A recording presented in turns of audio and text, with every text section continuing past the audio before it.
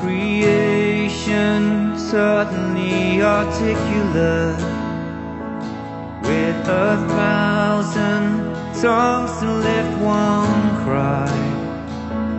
Then from north to south and east to west, we'd hear Christ be magnified.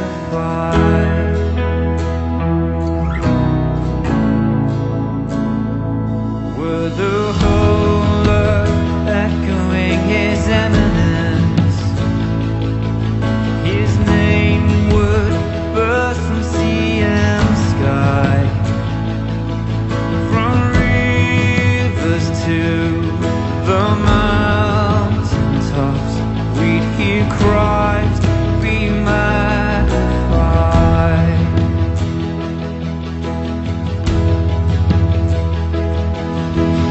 Oh, Christ be magnified.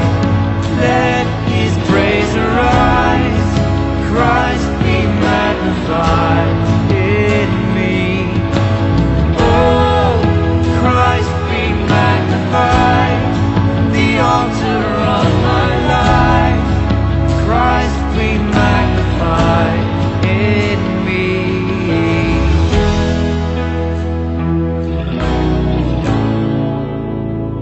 When every creature finds its inmost melody, and every human heart is made to cry, oh, then in one raptured hymn of praise we'll sing Christ be magnified. Oh, be lifted high. Oh, Christ be magnified. Let His praise arise. Christ be magnified in me. Oh, Christ be magnified. The altar of my life. Christ be magnified in me.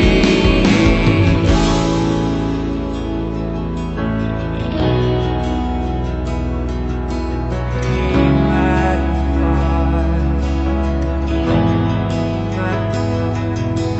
I won't bow to idols. I'll stand strong and worship You. If it puts me in the fire, I'll rejoice 'cause You're there too. I won't be fooled by feelings. I hold fast to what is true.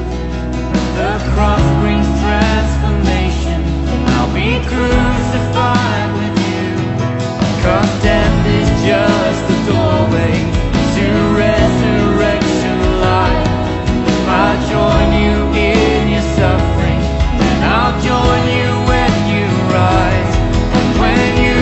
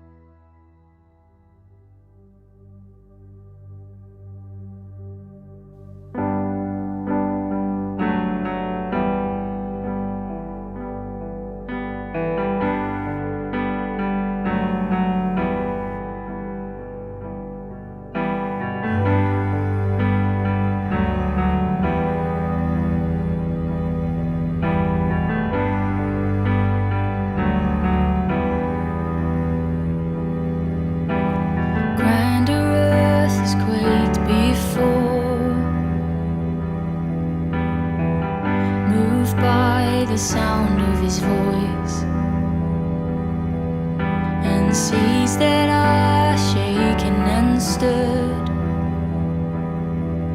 can be calmed and broken for my regard. And through it all, my eyes are on you.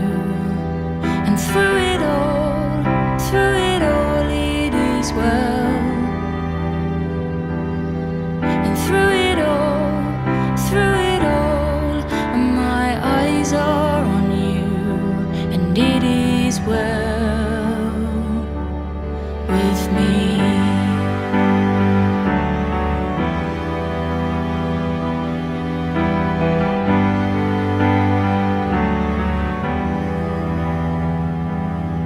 And far be it from me to not believe,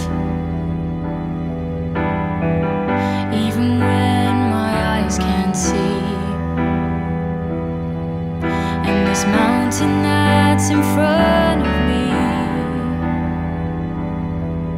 will be thrown into the midst of the sea. And through it all, my eyes are on you. And through it all, it is well. And through it all, my eyes are on you, and it is well. It is well. So let go, my soul, and trust in Him. The waves and wind still know His name. So let go, my soul, and trust in Him. The waves and wind still know His name. So let go, my soul, and trust in Him. The waves and wind still know His name. The waves and wind still know His name.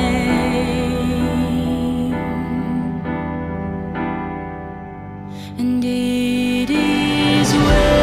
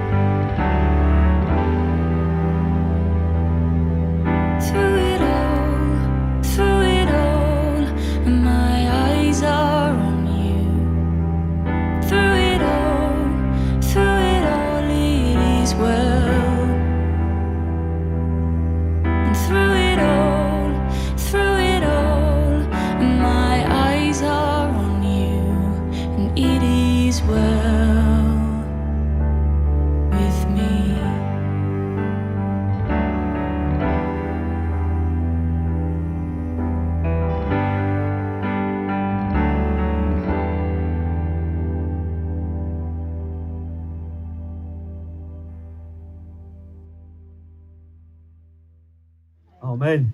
Amen. Thanks, Sally. Right, gives me great pleasure to introduce a good friend of mine to you. Carl Beach works across the country telling lots of people about the good news of Jesus. And so it's a real privilege that Carl's able to join us this morning. Why don't you give him a round of applause as he comes up. Thanks, buddy. Over to you, mate. Morning, everybody. First time ever preaching in sunglasses. What a beautiful thing. Before we go any further, and I introduce myself a little bit more, being someone who organises things like this around the place, it takes a huge amount of effort, from the tech stuff to refreshments to supervising kids and running programs and chairing meetings. And can we show a massive appreciation to the team who put this on? Because it is a thing. It's hard work. So, congratulations, well done. Me and Mark go back a bit, actually. We used to be in church together back in the Billericay days, didn't we? So, many, many years ago. Despite my youthful appearance, I'm actually getting on. That's a clean conscience keeping me looking like this. In fact, the other strange thing, that's the first thing that's ever happened to me today, is Mark Rowlands mentioned Dagenham. And that's the first time I've ever heard Dagenham mentioned at an evangelistic event. And the reason I say that is, just by way of further introduction, you may not be able to completely tell by my accent, but I was born in Dagenham. Or as we prefer to say, Darzenham. Particularly when I'm in Frinton, because it makes it sound a little bit nicer. So I was born in Dagenham, raised by a cop father who's in the flying squad and various other things. My mum was a dressmaker who left work to raise us, and we gradually, as my dad was promoted in the Met Police, we moved further up the A12, A1's like you do. So we ended up in Shenfield, so the heady heights, and then I ended up even further up in Billericay. And the reason that happened was because my life changed immeasurably beyond comprehension on the 22nd of April 1990, the day I met Jesus Christ. And I'm going to talk a little bit about that because it was monumental. Now, look, if you're here and you don't know who Jesus is, that was me once. And I am talking predominantly to you, and I am talking to everyone. If you're here and you were doing action songs, and you're thinking, what am I doing? Why is this even a thing? Why are you making me bend my knees? I'm too old for all that. Or what is this? What is all this signage to boppy music? I want to try and explain it to you, why this incomprehensible madness happens with such joy. So that's partly what I'm here to do, to help you make sense of things. My life changed, as I said, on the 22nd of April 1990. I wasn't a church-going fella. This was at age 18. I'd decided to join the British Army. I had several ambitions in life.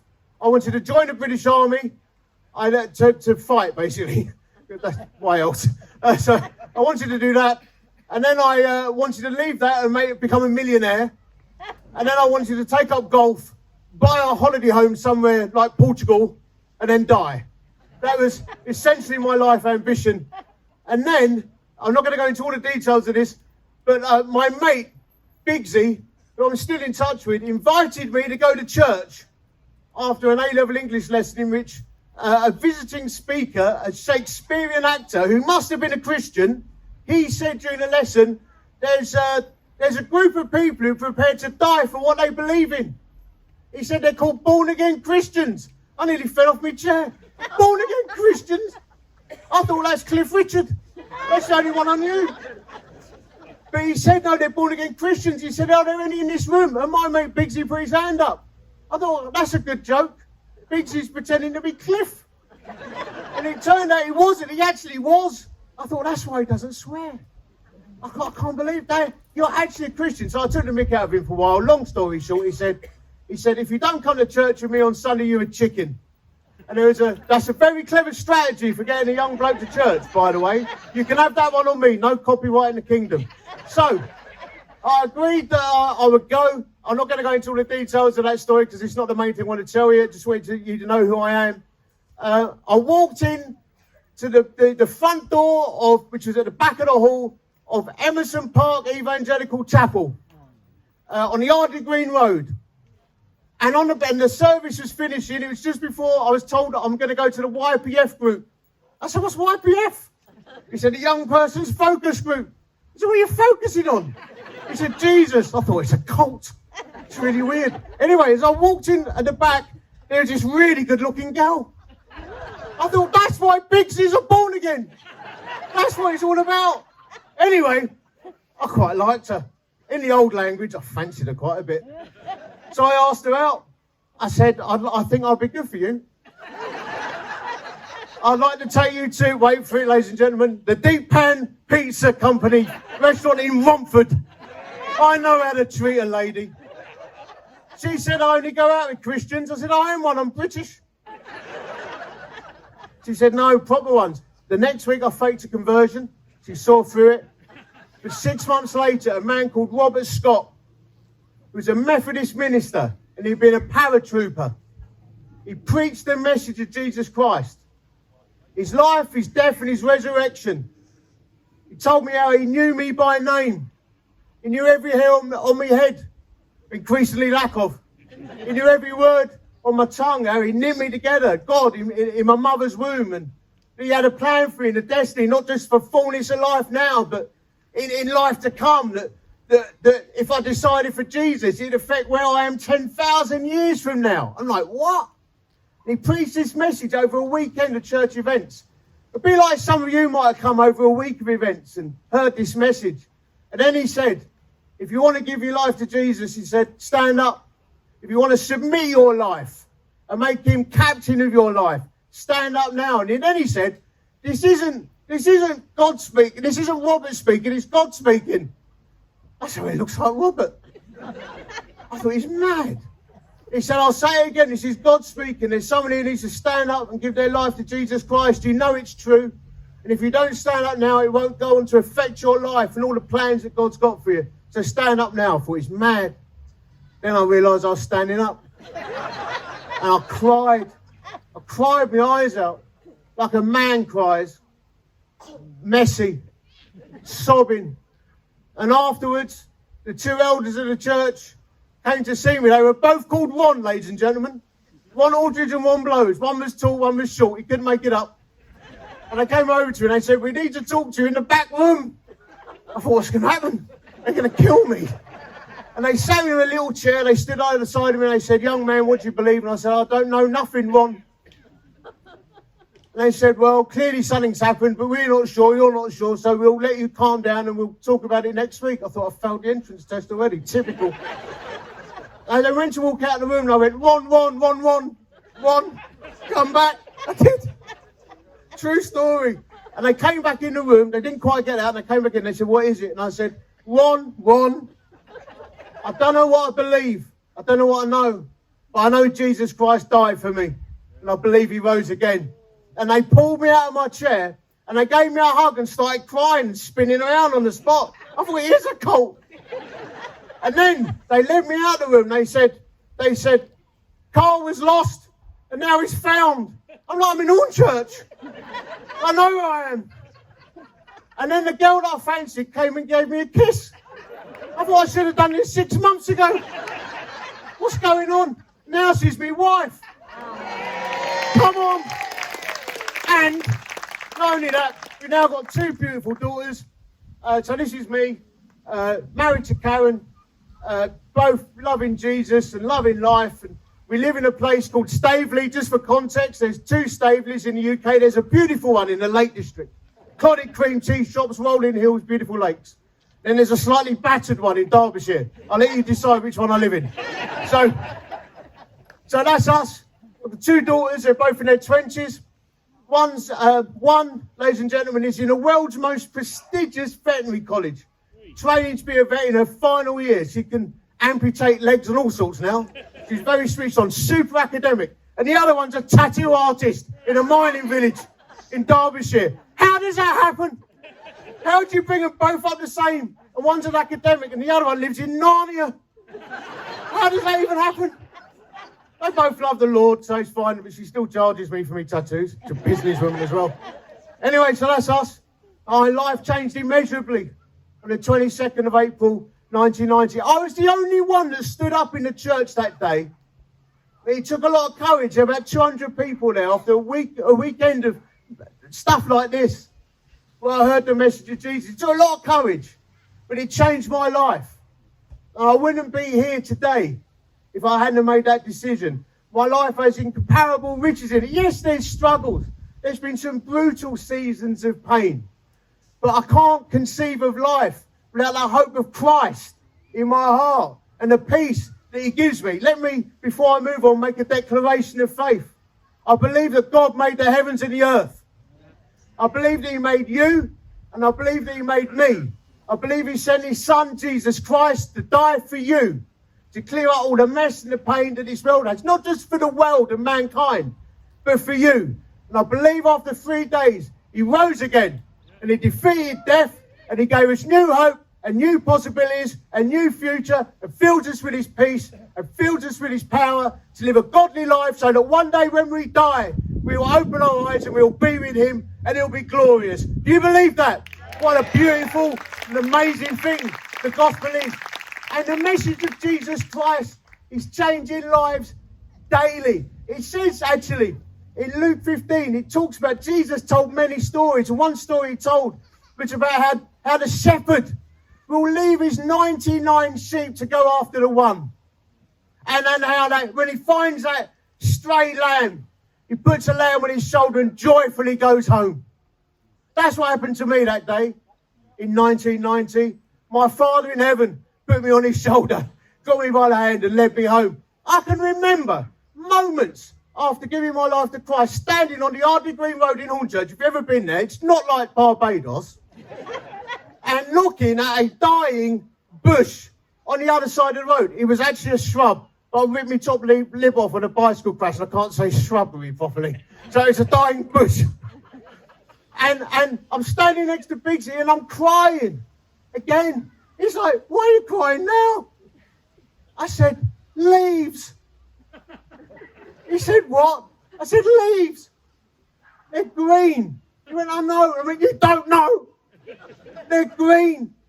It's amazing.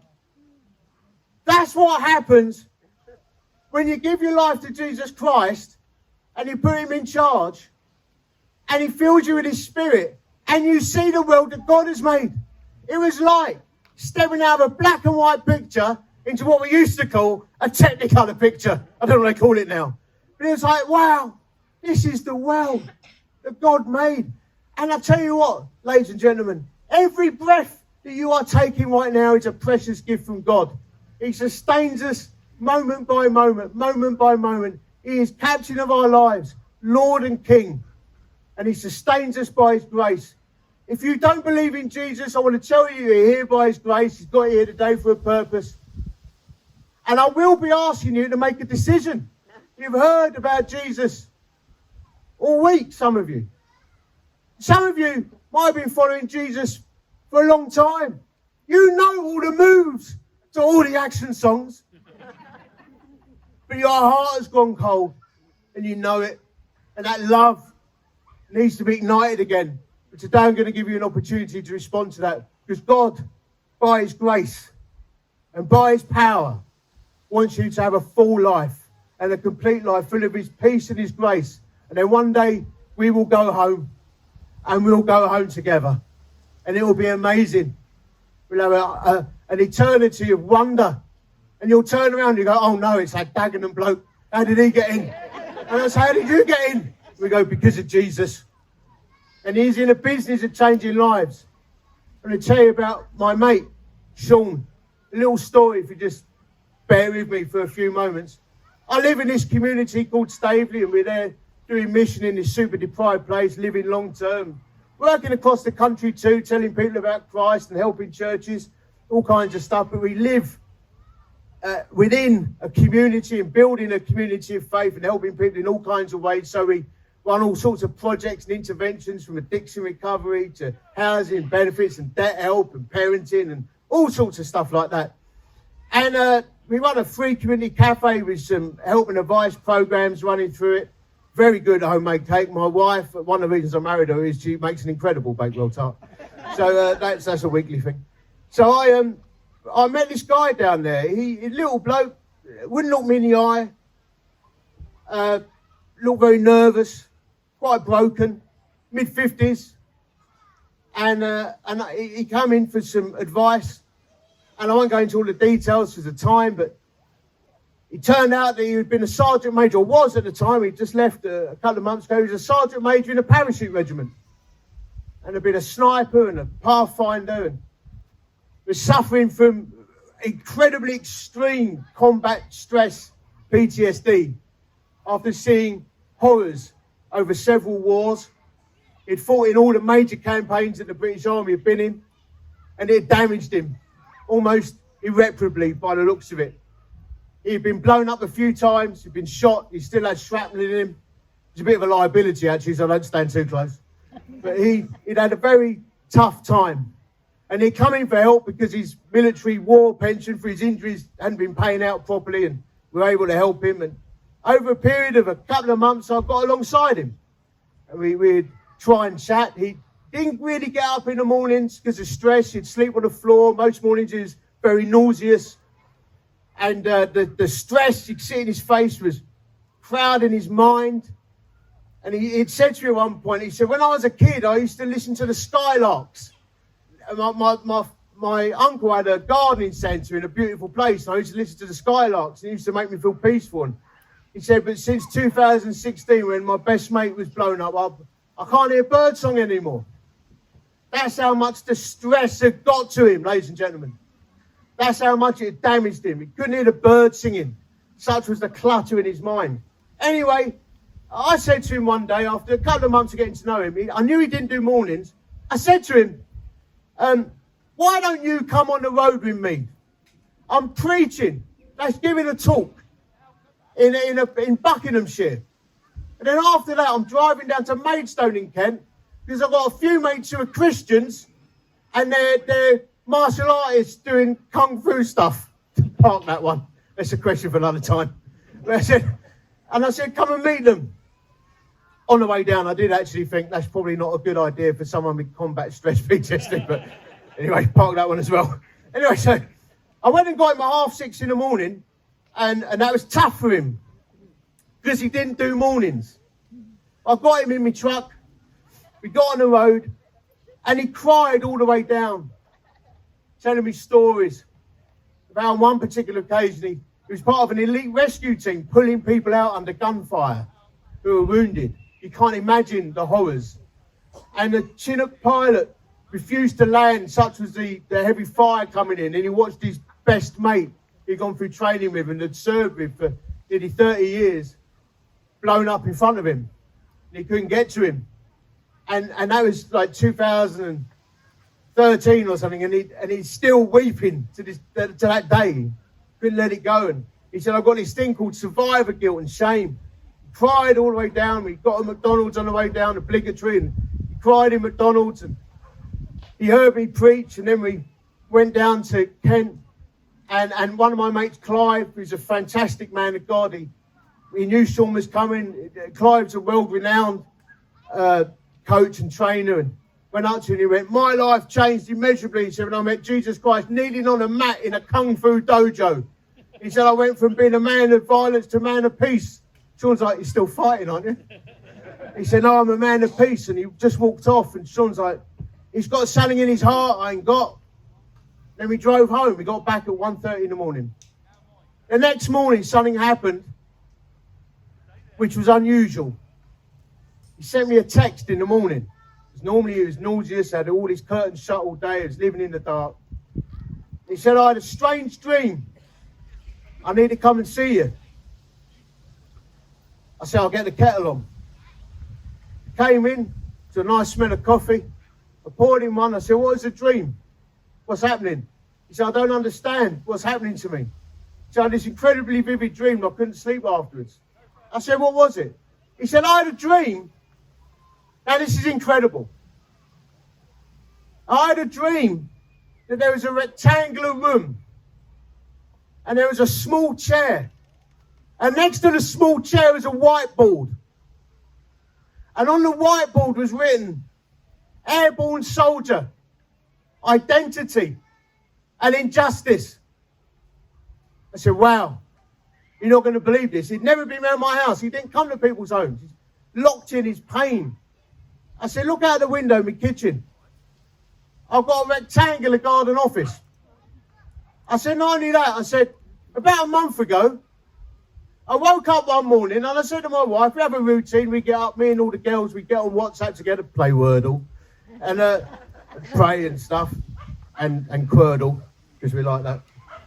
And I said, but I've got on Amazon, I said to Karen, I've got this overwhelming feeling, I've got to buy a whiteboard. She said, you never write anything down. I said, I need it. She said, how much are they? I said, 60 quid with a board, rubber and pens. She said, you're wasting money. I said, I'm telling you, Karen, I need to buy a whiteboard. I bought the whiteboard. It got delivered. I put it in my little rectangular office. It was sitting next to a little chair, armchair. I just bought a Facebook Marketplace. It's a little chapel there, a little cross on the wall. And there it sat, a whiteboard next to a small chair in a rectangular room. Sean's dream. I said, come and see this, mate. And he opened the door to my office and he nearly dropped his coffee.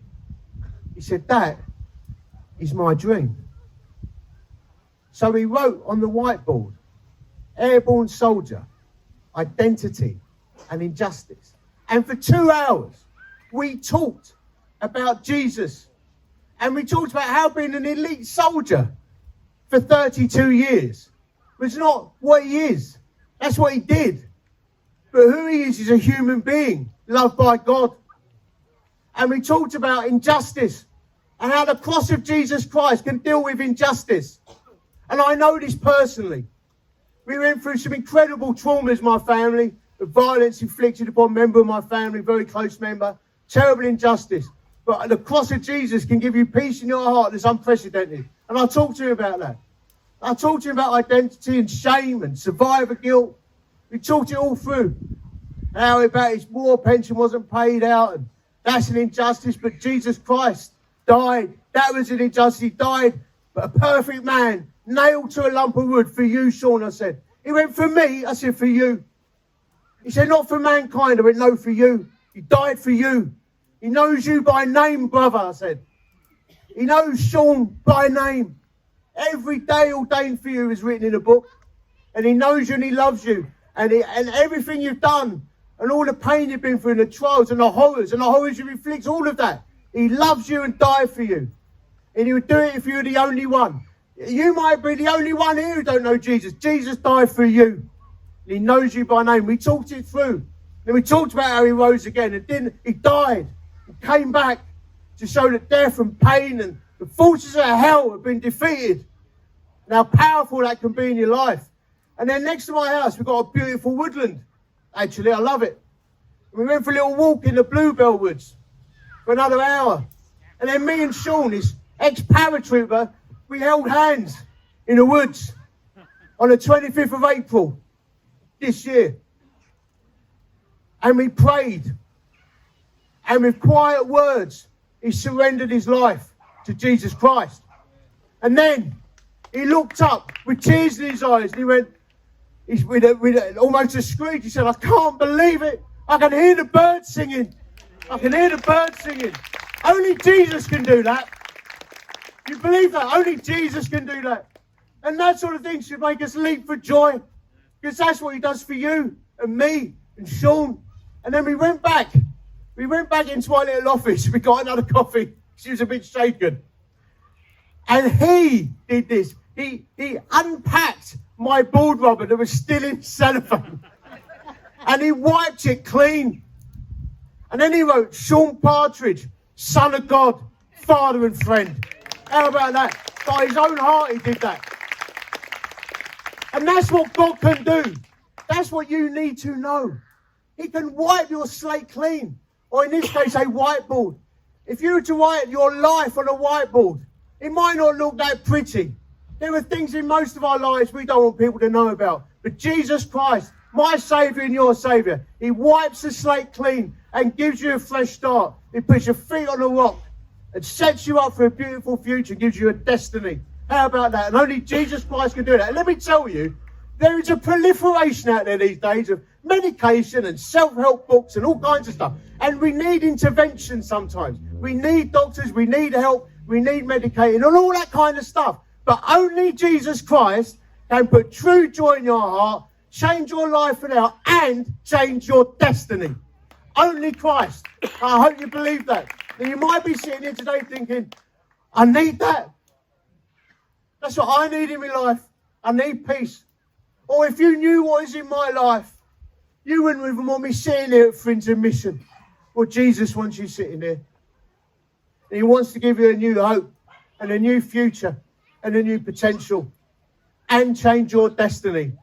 Just like he changed mine, he can change yours. And if he can get hold of a Dagenham bloke like me and change my life, he can get hold of a Frinton person like you and change your life.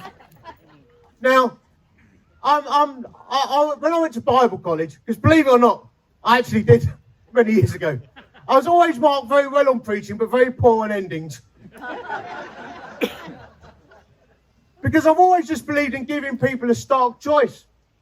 Ladies and gentlemen, I believe there's good news and there's bad news. I do. And I believe that there's cost to the decision I'm about to ask you to make.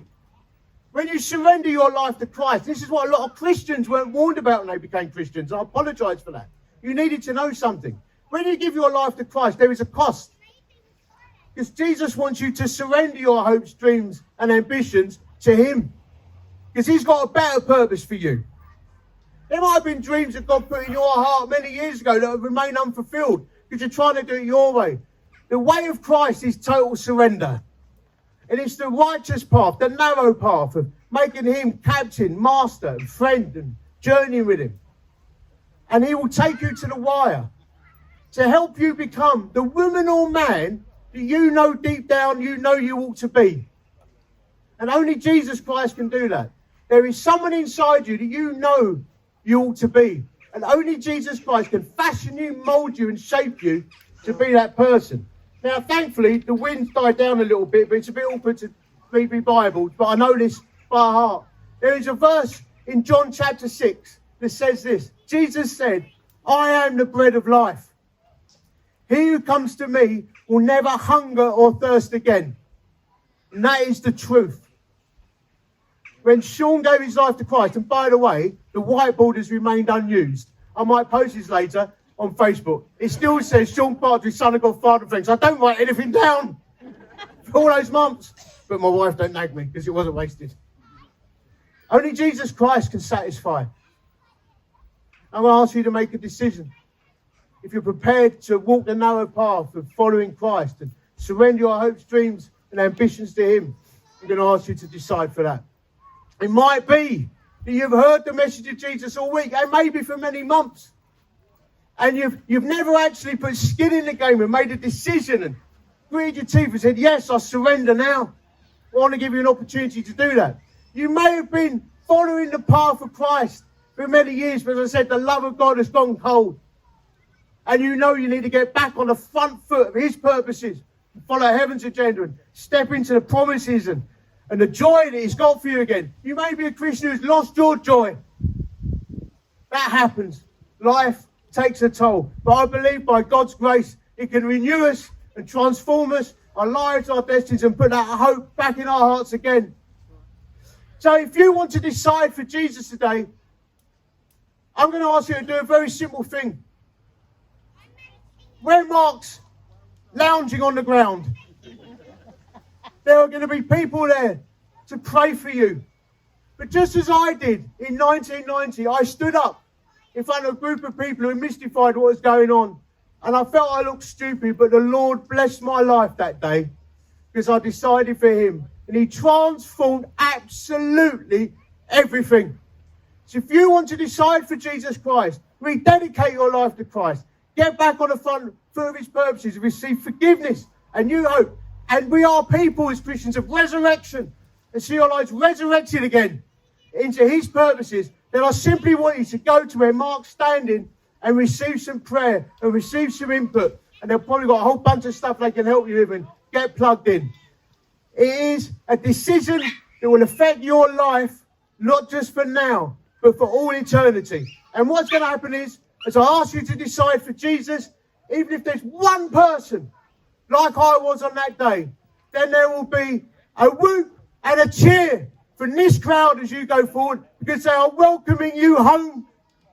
You're going to be welcomed home to your true family, and life will start again. It is the most incredible thing. He leaves the 99 for the one, he puts the lamb on his shoulder and joyfully goes home, and you'll be joyfully welcomed in or back. Is there anyone here who needs to do that? It's Frinton. You're probably not used to doing this, but I'm a Dagenham boy. It's an invasion. If there's anyone here who wants to decide for Jesus, I'm going to ask you to go to where Mark's standing. Is there anyone here who has the courage to say, yes, I need to get back on the front foot for God's purposes? Would you stand and would you go and see Mark? And then the crowd will cheer and welcome you home. Beautiful. Let's clap our brothers and sisters going to get prayers. Anyone else here needs to get back on the front foot of God's purpose? Praise God. I'm going to leave this some time.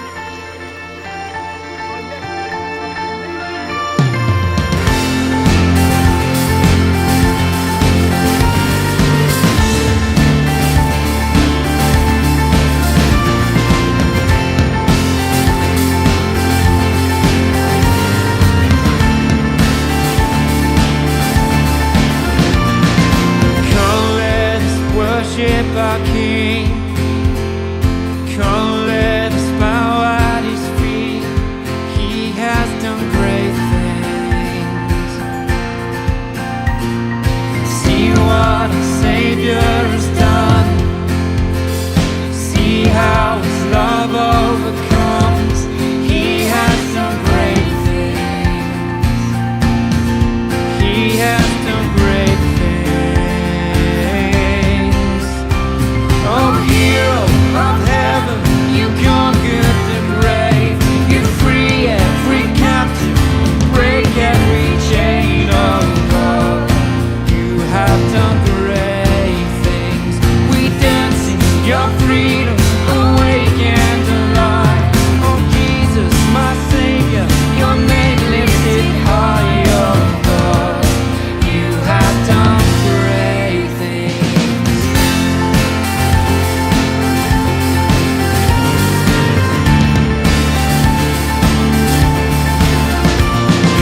Faithful through every storm, you'll be faithful forevermore. You have done great things, and I know you will do it again, for your promise is yes and amen. You will do great things, God, you do great things.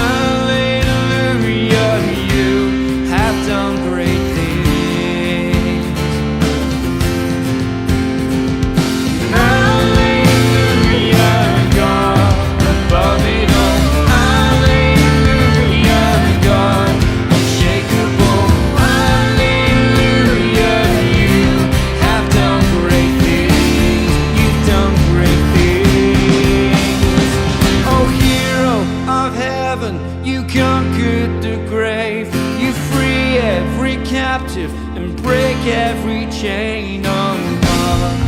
You have done great things.